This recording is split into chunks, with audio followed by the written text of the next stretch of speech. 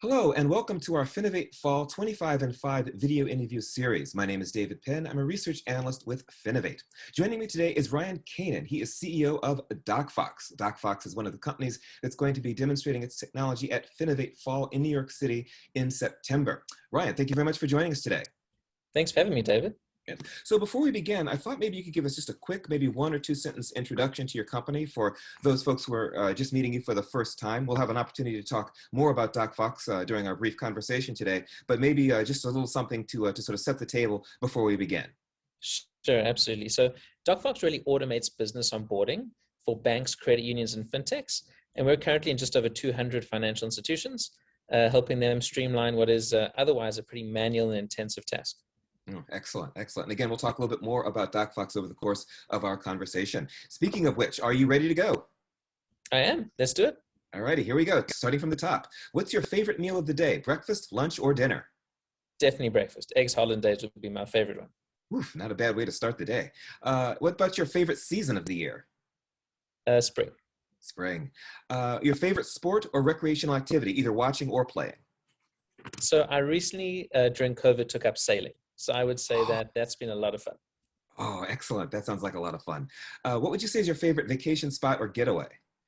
So I'm originally from South Africa, although I now live in the US, and there's a small little town there called Knysna, which I would say is my favorite spot. So that would be my favorite vacation spot. Ah, very nice. It's time to relax. Are you more likely to read a book or listen to music? Music.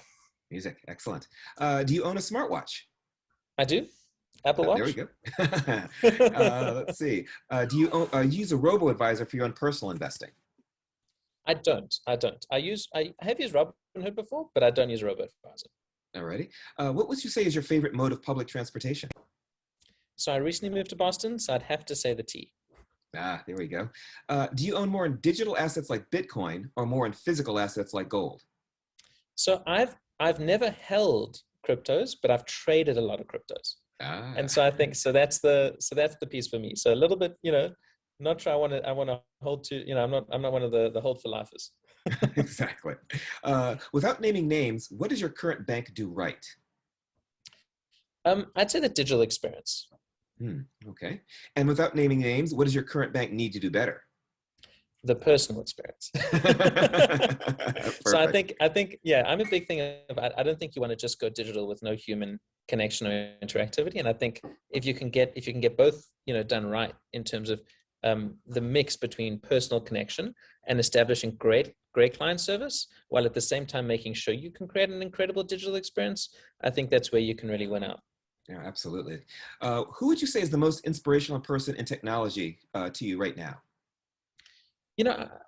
I don't know that there's one in particular that comes to mind. I think I'm part of something called Entrepreneurs Organization, which is a group of just really incredible, entrepreneurs in the country. And there's a number of folks in my kind of EO entrepreneurs community that I'd say I really look up to in that space. Oh, very excellent answer. What's the best city for technology startups that nobody knows about?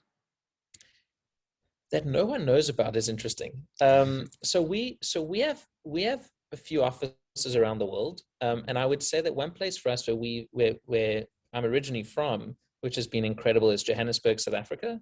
And so that's probably a lesser known kind of tech city. And I'd say the reason I think it's great is because of the amount of tech talent that you have there, which compared to major cities in the United States and all the rest would be a bit easier to kind of really create an amazing experience because it's slightly less competitive. So let's maybe not tell too many people about it.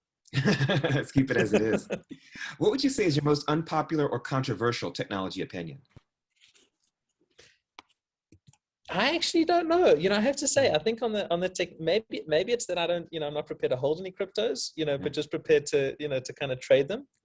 Because I'm not, I suppose the volatility kind of scares me, but I'm not certain that that's too controversial. Sure, that might be very sane. Yeah. What would you be doing for a living if you weren't involved in fintech? That's an easy one. I'd be a chef. I would want to cook. Fantastic, fantastic. Let's talk a little bit about DocFox for a moment. What problem does your company solve and who does it solve it for? Sure. So the biggest problem that we solve is how to rapidly onboard complex and business accounts. And the reason that's a major problem is just because, you need to comply with BSA regulations, and other sorts of policies, right? As well as creating a great client experience. And the folks that we solve this for is really three groups of people, and that's banks, credit unions, and fintechs. Excellent. What would you say is the most unique aspect of your company's technology? So I think that one of the most unique aspects is that you can configure it to onboard any type of entity, which I think is pretty unique. So think about whether you're onboarding a complex offshore Cayman trust to a, kind of a crypto business, right? All the way through to just a stock standard, corporation or LLC. We can streamline and configure for all of that, combined with our ability to be able to read any sort of document. So any sort of corporate documentation, so whether it's a trust deed or any kind of more standard corporate documentation, DocFox can process and read that. Fantastic. Let's talk about the human side of things. What would you say is the most important thing when it comes to building a strong team? So I think it's alignment and cultural values. So I would say that for me, we try and make sure that when we recruit, everyone we bring on board is aligned in terms of core values. And so I think for us as a company, we look for maximum diversity in the organization and minimum diversity in terms of core values, if that makes sense. And so we want a whole bunch of people that think the same kind of way in terms of what they see as important in life and the way that they operate, but then we want maximum diversity in every other way. Wow, excellent, excellent. What would you say is your biggest takeaway on a professional sense from last year, from 2020?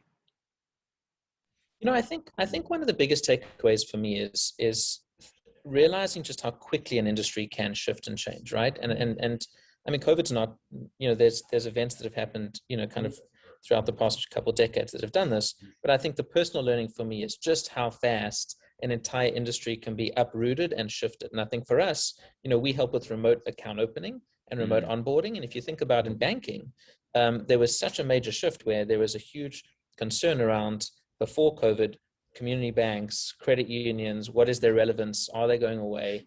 And then what you suddenly saw was between PPP and the branches, the concept of a branch becoming just totally less relevant, with consumers saying, hey, branches are no longer one of my top consideration in terms of which is the big bank's main advantage, right? Which is that they've got branches everywhere. Suddenly you saw this huge shift in the industry, which is, smaller community-based financial institutions have come to the fore, both powering the fintech world and what's happening in fintech, as well as really supporting small businesses when they were in need. And so I think for me, that was, the biggest learning for me was the ability and the importance to remain nimble no matter what shifts in the market. Excellent. Where do you see DocFox in the next, say, 2 to 3 years? Yeah, so I mean, over the next 2-3 years, we're growing quick and we're expanding fast around different industries. And so our whole world is around how do we streamline and automate our onboarding. And so we're growing more essentially in terms of just breadth of the types of organizations that we're servicing and the geographies within which we're servicing, but also in terms of depth, which is just the connectedness of DocFox in terms of all the different systems that we're integrating with. So I would say in terms of, expanding that onboarding piece. Excellent. Let's change back to some of the more personal questions. Would you consider yourself a cat person, a dog person, neither, or both? Oh, definitely a dog person. I have 2 Saint Bernards. So that's an easy one. Oh, fantastic, fantastic. If you were a famous artist, would you more likely be a novelist writer, an actor/director, or a singer/musician? I would say an actor in the theater. That would be the design. There you go, on the stage, on the stage. What is your favorite holiday of the year? I'm not sure. I mean, I think I'm still getting into all the different American holidays, but I'd say probably Halloween is one of my favorite ones. Oh, that's a blast. What are you looking forward to most in your personal life plans this year in 2021? I think hoping to reconnect with family when travel, opens up again internationally. So I think for me, getting back to visit family in South Africa in December, I think will be an exciting thing for me. Oh, I believe that. And last but not least, what is your favorite thing about being a part of FinovateFall 2021 this year? Yeah, I think honestly, just getting back in person, I think is going to be really exciting in terms of the, demo days in person again. And I'm excited to just get to meet other folks in the industry back, off the screen. Excellent. I think we all are looking forward to that.